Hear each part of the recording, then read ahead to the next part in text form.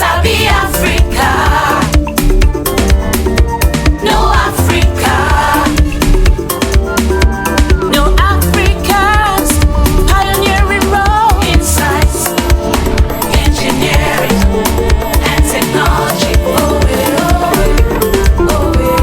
Sabi African Network, illuminating Africa's narrative as pioneers in science, engineering, and technology. Ancient irrigation canals of Egypt beyond the Nile, engineering water in the desert.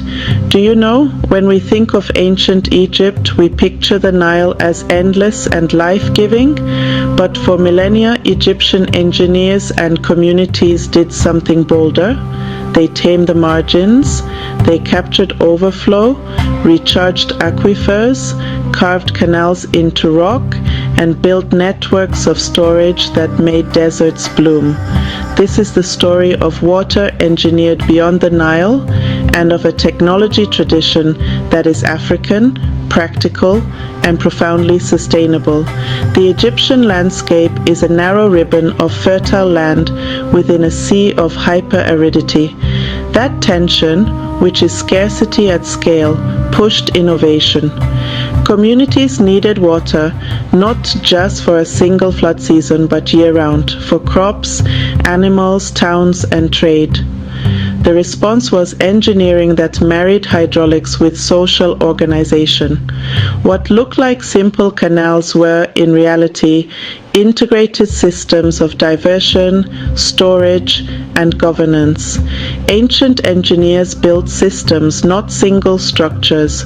First, they controlled the source, low weirs and intake cuts that redirected seasonal flows. Then they designed conveyance channels with careful gradients and profiles to avoid erosion. They stored water in lakes and basins to settle sediment and recharge groundwater.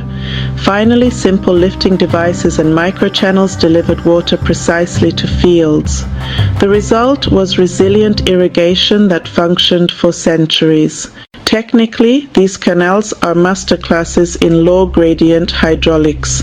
Designers used modest slopes to maintain steady flow while preventing scouring. Where seepage threatened yields, builders lined channels with compacted clay, stone slabs, or masonry. Settling basins and controlled sluices removed sand and gravel before water reached fields. An early practical approach to sediment management that extended the life of infrastructure. In the Fayoum, engineers created a regional hydraulic system. The Bahr Youssef, which is a long-managed offtake, carried Nile overflow into an inland basin, forming a lake and irrigated plains. This was not accidental flooding, but planned capture, channels, embankments, sluices, and desilting routines, organized by state and local networks. The Fayoum demonstrates large-scale planning, sediment control, and adaptive governance in one integrated project. Karga, Dakhla, and other oases used a different logic. Conserve and distribute scarce perennial water. Here, networks of short canals, spring outlets, and wells minimize conveyance losses, reuse seepage, and prioritize recharge. The engineering is compact and community scaled, a reminder that water solutions must fit the local hydrogeology and social practice. Southward, cultures like Kush and Meroe adapted to different river behaviors and seasonal flows. Their irrigation works integrated river branches with storage and small canals to support agriculture, cities, and trade nodes. This was an engineering culture that responded to local river dynamics rather than imposing a single template across regions. Some of the most effective devices were elegantly simple. The Shaduf, an animal-driven sakya, elevated water with minimal energy. Compacted clay linings, stone slabs, and reed bundles reduced loss and eased maintenance. The lesson: appropriate technology, such as low embodied energy, locally sourced materials, and easy repairs, can be more sustainable over centuries than complex, extractive alternatives. Engineering alone cannot explain longevity. The canals endured because of institutions, coordinated labor for desilting, water sharing rules, and local accountability under larger state or community oversight. This embedded ethic that water infrastructure carries social obligations reframes these ancient works as ethical engineering, designed to sustain people and place across generations. Why does this matter now?